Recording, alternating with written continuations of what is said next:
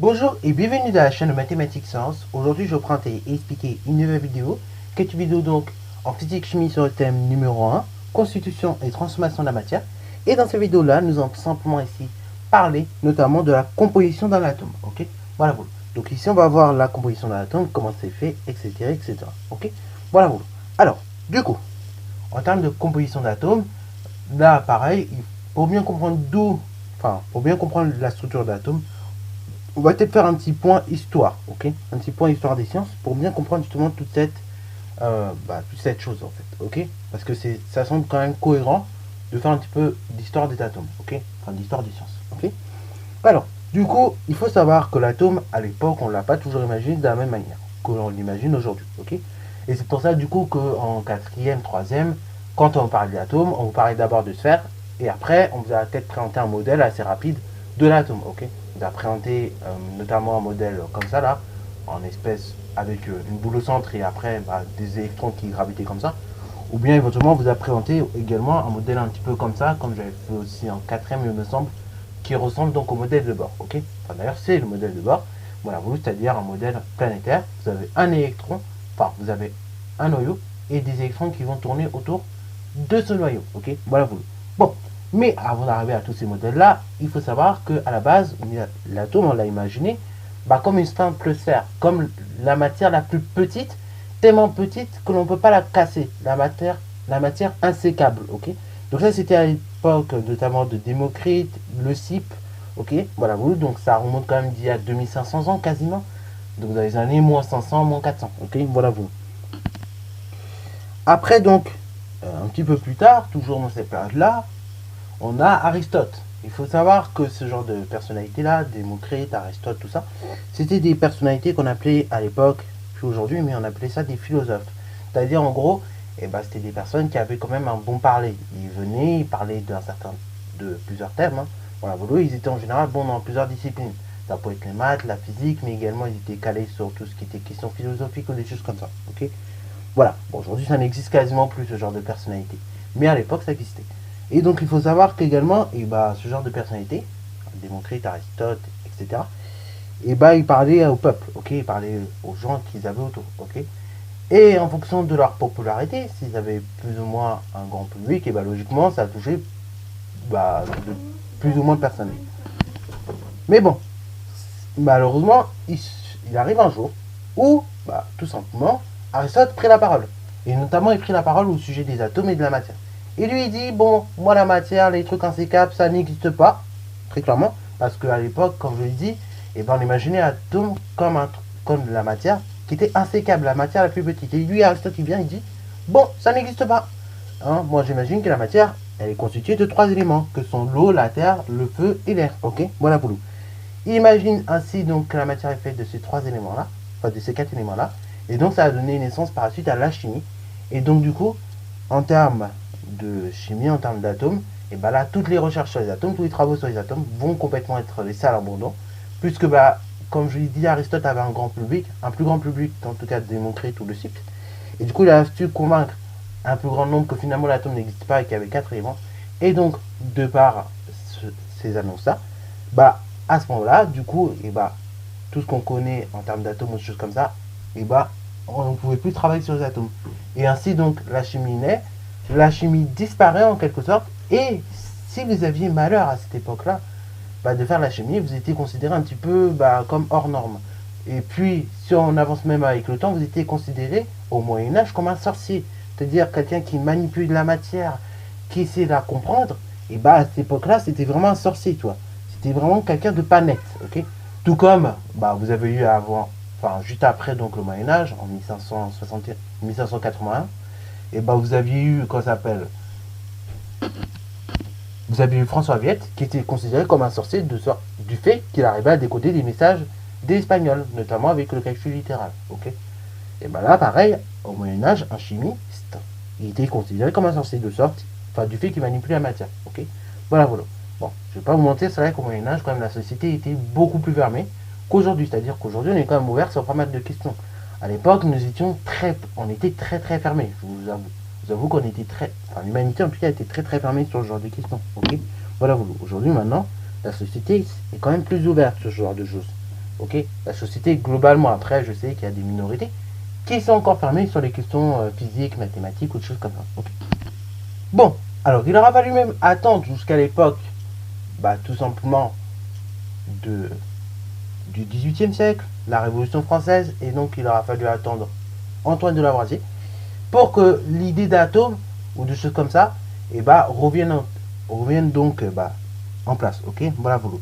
Et ce sera Antoine de Lavoisier qui va remettre un petit peu les idées en place et qui va dire que la matière, et bah non, c'est pas quatre éléments en fait, c'est tout simplement des atomes.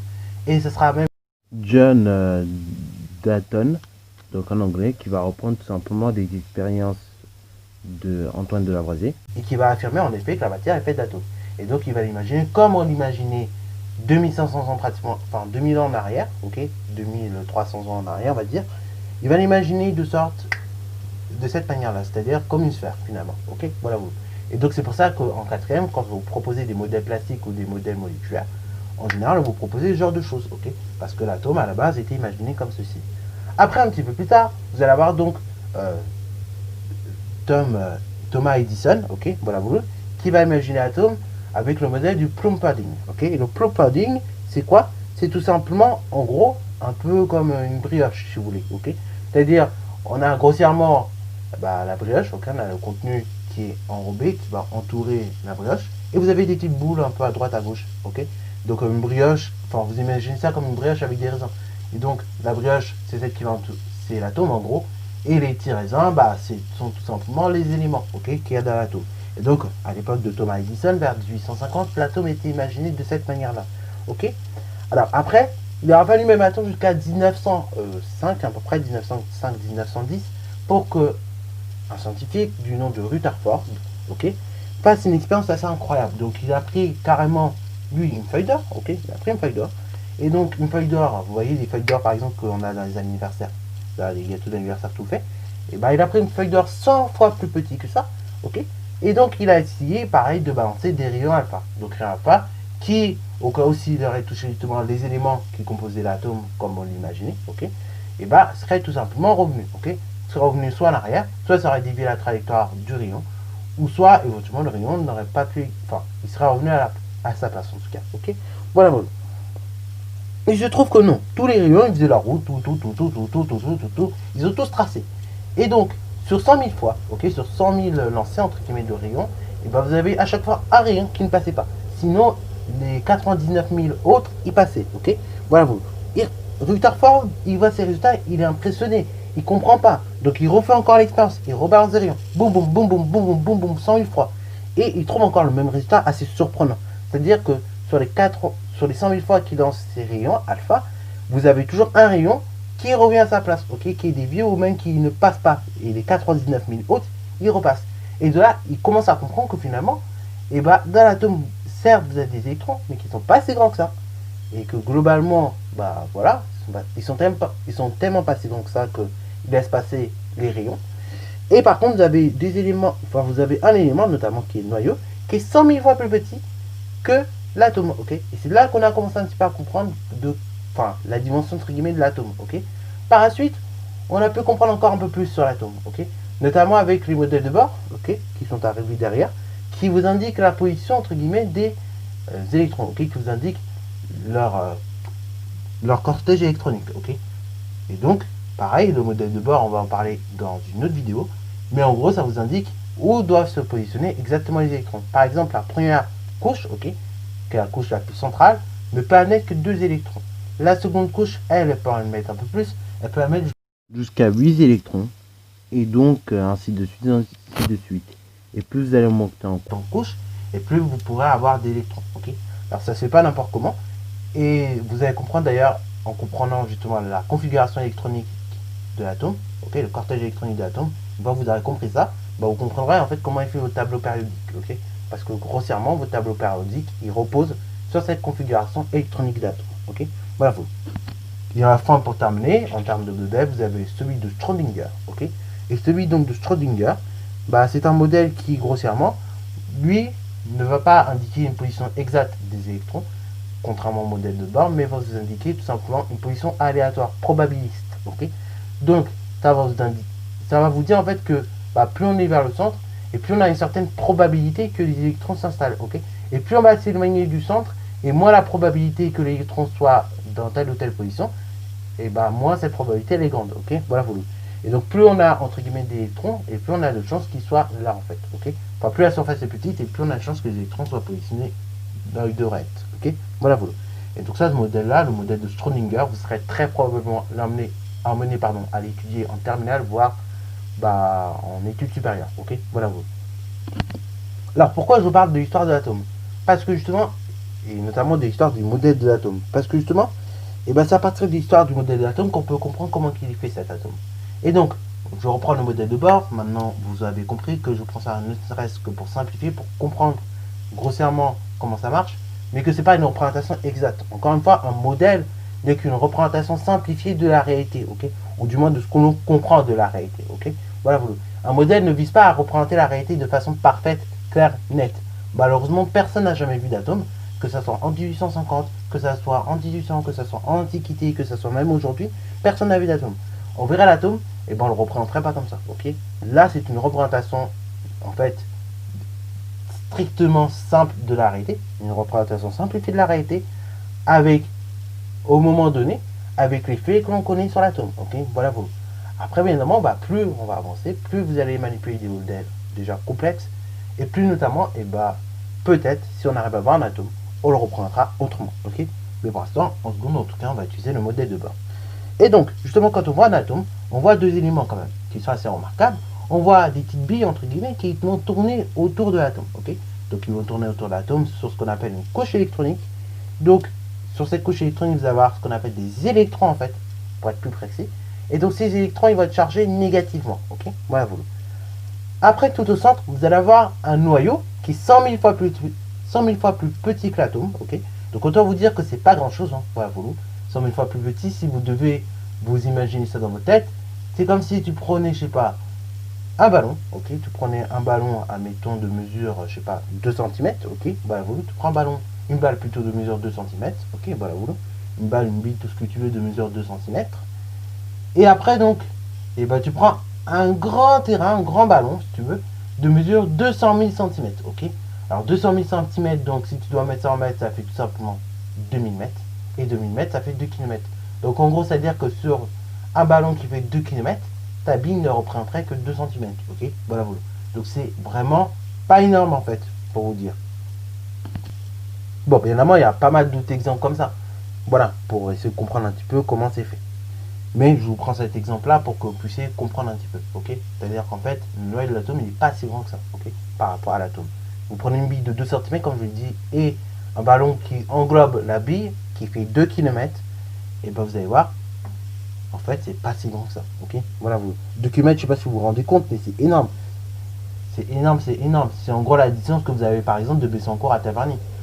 Voilà, vous avez grossièrement 1 km, ok. Donc, voilà, voilà. Bon, et du coup, en termes de noyau, si on regarde un peu plus le noyau, on va trouver deux éléments. On va trouver notamment ce qu'on appelle les protons et les neutrons, ok. Protons et neutrons forment ce qu'on appelle les nucléons, ok.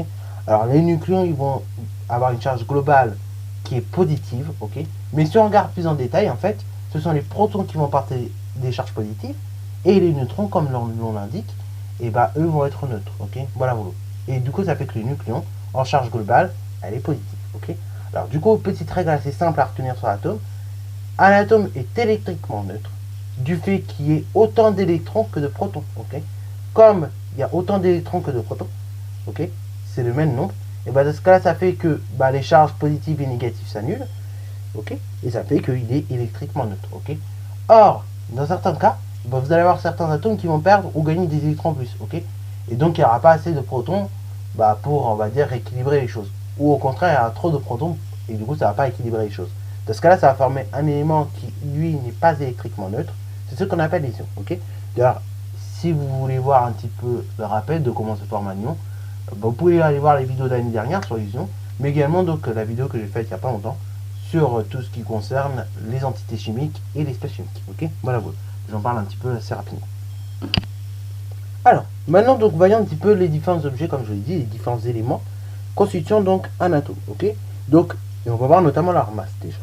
Alors, en termes de masse, si on regarde un petit peu la masse d'un proton, et ben vraiment, elle n'est pas si grande que ça. En fait, elle est de 1,673 fois 10 exposant 27 kg. Ok. En termes de charge électrique, ça va se noter plus E. Ok. Voilà pour le proton. Après, si on regarde donc cette fois-ci un neutron en termes donc de masse, pareil, il a une masse à peu près semblable, c'est 1,675 fois 10 exposant 27 kg. Ok. En termes de charge électrique, un neutron, bon, on va noter 0. Ok. Il n'y a pas de charge électrique. Par contre, un électron, c'est beaucoup plus petit en termes de masse, c'est 9,109 fois 10 exposant 30 moins 31 kg. Et donc sa charge électrique, ça va être E-, ok, ou moins E. Ok. Donc, récapitulons. Pour le proton, et grossièrement pour tout simplement le neutron, on va retenir que la masse de ces deux éléments-là est équivalente à 1,67, ok, fois 10 exposant moins 27 kg. Ok. La charge électrique donc d'un proton, c'est E+, ok, plus E. Après, la charge électrique d'un neutron, ça va être 0. Ok, il n'y a pas de charge électrique. C'est pas chargé, donc pas de charge électrique, 0. Et par contre, la charge électrique d'un électron, ça va être donc E- ou bien moins E. Ok. Alors, au collège, si vous avez déjà rencontré si vous avez rencontré une notation, ce serait notamment E-, ok, pour signifier la charge d'un électron. Ok. Voilà. Et donc là, en termes de masse, l'électron est beaucoup plus petit, encore une fois, que un proton ou un neutron, ok, qui lui vaut 1,67 fois 10 exponent moins 27 kg. Ok. Lui, l'électron va valoir 1,109 fois 10 exponent moins 31 kg. Ok. Voilà. Donc on peut même dire carrément que finalement, la masse d'électrons versus la masse tout simplement de l'atome, en fait, elle est complètement négligeable. Ok. C'est pas si grand que ça, donc c'est négligeable. Ok. Voilà. Après, donc, également, dernière petite valeur qui est intéressante à savoir, c'est que E, c'est ce qu'on appelle la charge électrique. Ok. Donc vous avez vu des E plus E, moins E. Et en fait, ce nombre E, ce petit E, c'est la charge électrique élémentaire, c'est-à-dire sa plus petite charge qui existe dans l'atome. Ok. Alors donc elle a pour valeur 1,602 fois 10 exposant moins 19 C. Ok. Voilà. Donc c'est intéressant à connaître éventuellement. Ça peut vous aider parfois en exercice. Voilà. Sur ce, c'est la fin de cette vidéo. J'espère qu'elle t'a plu. Si c'est le cas, n'hésite surtout pas à la liker, commenter et bonne reste à toi en mathématiques et en sciences.